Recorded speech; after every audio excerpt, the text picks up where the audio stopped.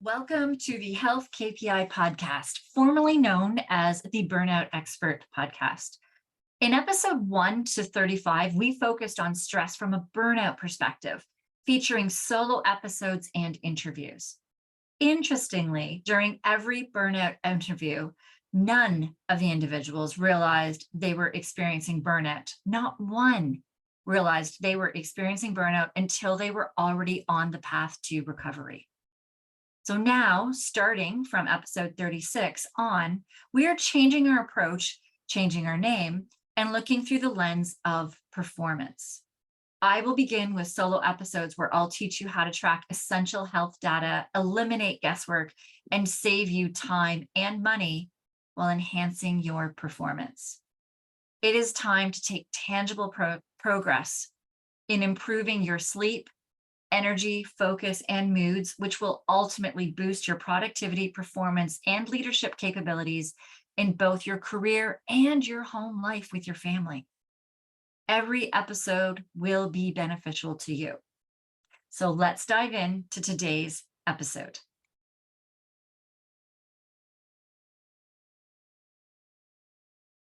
Welcome to episode 23 of the Burnout Expert Podcast. We are going to be diving today into whether you should leave or stay in a toxic workplace, in a toxic job, or a job that has put you into burnout. Now, where this is coming from partly is the last episode where we spoke with Guyla Greenlee, where she was the CEO of a company. And she found that the CEO before her was very toxic. And because of that toxicity, it did put her in burnout. Although she did speak that it was not the only thing that precipitated to her burnout. And then once she became CEO, she found that she had some of the burnout symptoms, the short fuse, needing to control things, just being more frustrated with things, which can come across to those that worked under her at times as being a little toxic. Now, that being said, from meeting her and from things that she has told us, this was not the entire way that she was the CEO. It was just pieces of it. And she worked then to get herself out of burnout. And once she was out of burnout, she started to see how she was a little bit short, how she was a little more frustrated, how she got annoyed easier, how she needed to control things around her. And it made a big difference into how she handled herself after that, as well as starting to set boundaries on what she took on and what she did. This did lead her down another pathway to an entirely different career, of which it's interesting, as many that I've interviewed and that I am interviewing, there is this trend where many do go through burnout. They realized a lot of what put them into burnout, and they start making changes, which then brings them down into a different passion or a different career. This doesn't occur with everybody. And there's many that I do work with where they still do have that passion for the job. They love the job that they do. They cannot imagine themselves doing anything else. But when they do come to me and ask ever if I feel that they should leave the job because of how toxic their work environment is, the first thing I say to anyone at all, is to try to take the steps to get out of burnout yourself. So when you're trying, and the reason is that, as Guyla expressed, when you're in burnout, and as you've heard from many of the other guests in here, I know I've experienced myself, we are struggling with the day-to-day of things. We're struggling with things at home. We're struggling with things at work just to get our day-to-day done. more and more at work starts frustrating us. We tend to be more sensitive to things around us. We also, because we're maybe not aware of all of the signs of burnout, aren't aware that some that we are feeling are being toxic in our workplace are actually really burnt out themselves, and they're short fused, they're controlling things, they're frustrated by everything, and they're micromanaging because of that, not because that's who they are. So this is kind of twofold into this. The first thing is I would say definitely to dive into your own burnout. Now, there are definitely some steps to be putting into place of where you set boundaries, how much you can put on your plate. And you might be in such a deep depth of burnout that the regular day-to-day of the job might be too fast-paced for you right now. So if it's possible, depending on your situation, depending on what's going on, if it's possible to take a leave and start really putting in the steps, if you can take that leave and start putting in those steps, then you may find that once you have enough resilience in your body, once you have enough energy, once you have enough focus and brain power, that you're able to get a lot of the stuff that's thrown at you every day on the job done faster, better quality, and the things that were stressing you out before are not now. I have worked with many as well that continue to work throughout us working on their burnout. I've had many as well that are on medical leave out. So it really is individual to, first off, what you're able to do through your job, what you're financially able to do, where you are in your burnout, if there is PTSD involved in it as well, and how deep all of that is affecting you and affecting your day. You may need that leave to really focus on getting your whole body, system, mind back on track. And getting yourself back on track. I've also worked with some where we've tried to, throughout them working, especially with first responders and shift works. It depends. There was a time where post-COVID or during COVID, that some that I was working with, the neighboring stations and stuff were so short-staffed that they were covering for another station as well. And the amount of hours that they were doing, some were doing 524s, some are still doing 524s in a row at busy stations, which means 5 days straight without being able to sleep through the night once. And that was pushing them further and further than their stress system was able to, that some of them did need to then go and take a leave because of the situation that was happening at work. So it is best to get us to a certain point in burnout before you decide if you want to leave your job or not. And then that's where I dive into the second piece that I was saying, is that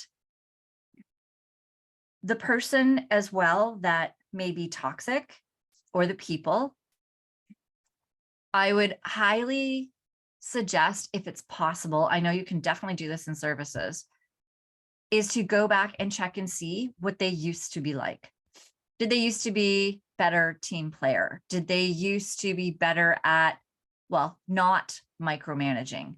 Did they need to always be in control? Were they better at their reports? Were they calmer? Were they better at communicating?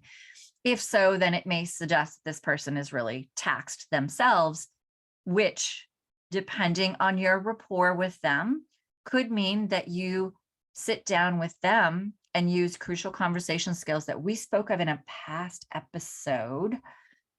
I will put in the show notes what episode that was.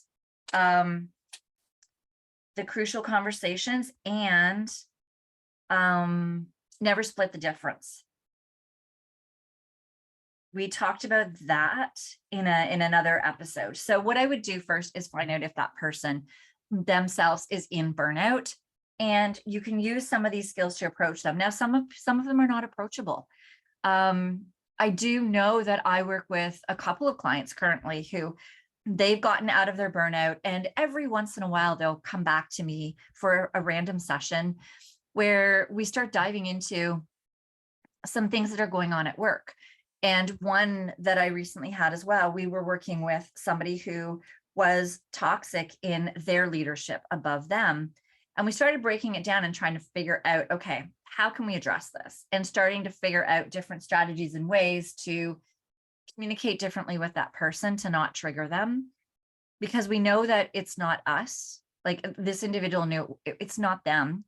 Some of their communication ways, though, could have been refined in order to not trigger that individual, and also start working at ways to figure out maybe what their love language is in order to start getting them to feel more appreciated in what they're doing.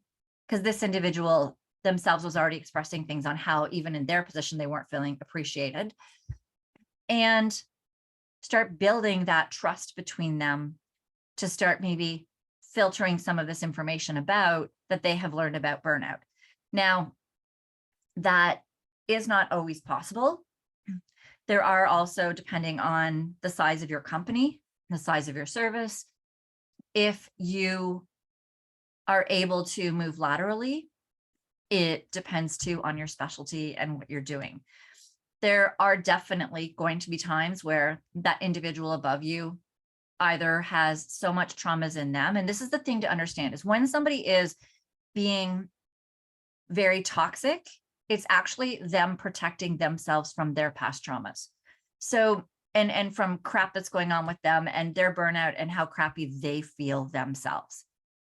So if somebody is in that state and you have gotten yourself enough out of burnout in order to kind of take note of more of what's going on at work, you may notice that and a lateral move is not available for you to go maybe to a different leadership, of which I would highly suggest to research the leadership that you're getting into, then that may be the time to exit and go search somewhere else. Definitely doing your due diligence as to who your boss would be to find out what the environment is there. How do they deal with conflict? How do they deal with training people? How is their communication? What is their policy on things? And finding out from the people that work for them. You have every right to ask to speak to the people that are already working in your position, and to speak with the leadership as well before accepting a position. So I would highly, highly, highly recommend, before you do make that step to leave a job, to make sure that your shit is taken care of first, because that way you'll be able to gauge how much of it was coming from you and how much of it truly is a toxic work environment. There are many toxic work environments out there. Thing is that what I do find as well is the more that people do get out of burnout and they start understanding more of the signs and symptoms, they start seeing more of that in the toxic person. And sometimes that takes the emotion out where that toxicity doesn't affect them the way that it used to.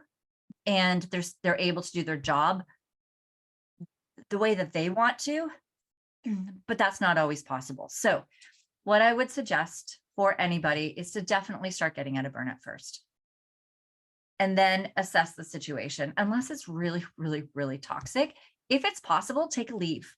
Take a leave to get out of that toxicity, to start healing yourself, and then start seeing what your options are. Even if you know 100% deep down that the option is that you will have to leave because of how toxic the leadership is, then at least see if you can get a paid leave for a while to get yourself back on track, so that you can start making better decisions on where you want to go. You can also go into wherever you're going to go next without being in burnout, with your sleep back on track, with your energy on track, with your focus there, so that wherever you do go, you're stepping into it with your best foot. All right. Let me know if you have any questions on that. I mean, this is a big common one that I do hear. It is hard to be happy in any job, in any position, when you're struggling with your sleep, when you're struggling with your energy, when your focus is off, when you're just trying to push through every friggin' day. It does not matter what job you're in, it's going to be hard. So Take care of yourself first. Let's start digging into your burnout. If any of you has questions, if you want to work with me, I do have 15-minute calls that you guys can hop onto just to start chatting with me and seeing if I can answer a couple questions or if we would be a good fit to work with one another. And if we do feel so, then I do a 2-hour free coaching session with you that will get us started for you to really see what it is that I do. And for you to see if this is really what you want to do. Do you want to put the steps in? Do you want to take the work? And do you want to dive in with me?